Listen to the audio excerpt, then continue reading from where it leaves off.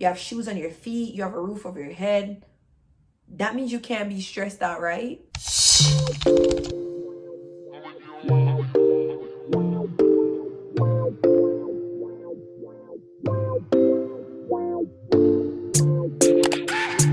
Hi, my beautiful people. Welcome back to another video.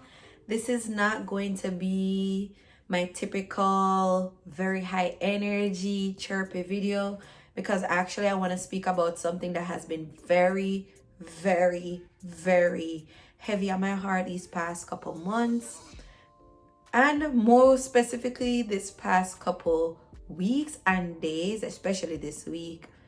It's on the topic of mental health. I am going to say there are going to be trigger warnings, but I believe this is a very important conversation that must be had. If y'all have been keeping up with the media recently, you would have known that this past couple days ago, the former Miss USA 2019 committed suicide. And I can personally say that I was already triggered a couple weeks ago when another celebrity son, Regina Hall, I believe, committed suicide. So when this happened, my heart dropped. It sunk to my belly bottom, and I'm pretty sure the whole country is shaken up by this news, because I personally followed her on TikTok and she seemed to be a very happy-go-lucky, presented herself well and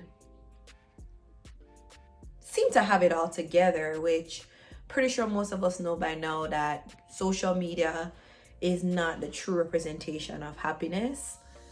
But I'm saying all this to say, as you can see, I'm choked up by this topic. You just never know how many people are suffering in silence without us knowing. It could be your friend, it could be your parents, it could be your significant other, it could be the person you see every day smiling at you on the bus, wherever it is, because the reality is suffering is not always loud, and not everybody wears their suffering on their clothes. And personally, when something is really heavy on my heart, is really heavy on my mind, and it's weighing on me, I take to writing. Comment below what's your form of outlet. Like when your back is against the wall and you feel like you have no escape, what do you personally do? I turn to writing. So I wrote this piece that I want to share with you all, that really sums up how I feel currently. And at the end of this video, I do want to open up the comment section for dialogue. I also want y'all to share the resources that I'm going to attach at the end, because you just never know who they can help, who needs it. It could be you watching this video, right? So here is what I wrote the past couple of days. Y'all are going to see me looking down a lot because I did write this on my laptop. This one is called Peace, P-E-A-C-E, Peace. My heart bleeds out for the people suffering in silence, trapped in their skin, their head, their world. Soft cries leave their mouths, but no one hears. They reek of agony, but no one smells. Stuck in a rat race of their own life, they see no way out. Tormented and tortured, but all they want is peace. I bet they think no one understands, and even if they do, they think no one can save them. I wonder if they feel hopeless and lost. I wonder if we're all too blinded by our own torment that we cannot notice theirs. I pray for peace for everyone currently suffering in silence. Y'all, I cried about this. I cried about it. I know there's a lot of us who have the desire to help as many people as possible. You know the saying, hindsight is always 20/20. We wish there's more we could do. We wish we noticed. And sometimes we are, yes, stuck in our own life, and other time we just don't know. So I feel like one of the best things that we could possibly do is to create awareness through conversations, and let's destigmatize mental health, not mental health, the topic of mental health among women, among the younger crowd, around Black people, people of color.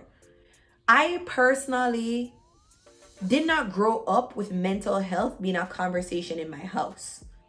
Right? It was just not a priority, right?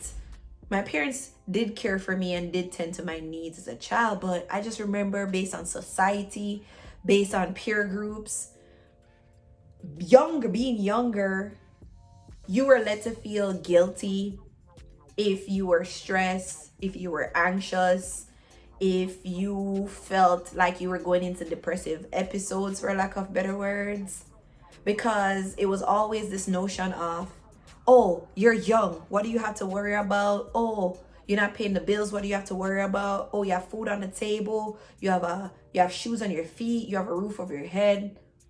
That means you can't be stressed out, right? That means you can't be depressed, right? That means you can't be suffering, right? And I think that approach silences a lot of people, a lot of young people. Let's say that silences a lot of young people.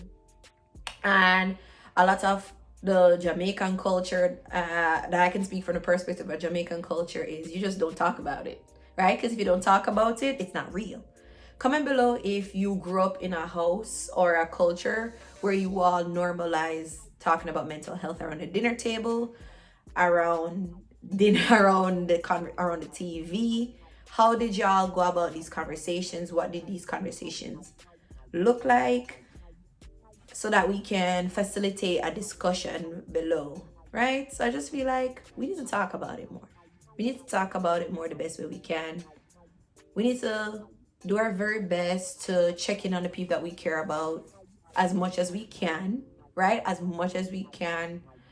And also, while we can, try to figure out how can we tend to our mental health in the process. That's all I really have to say about this. I really don't have much to say other than that I am going to attach some resources that I researched the past couple of days.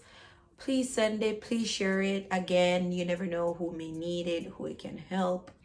And as usual, thank you for coming out to another video. I really appreciate y'all.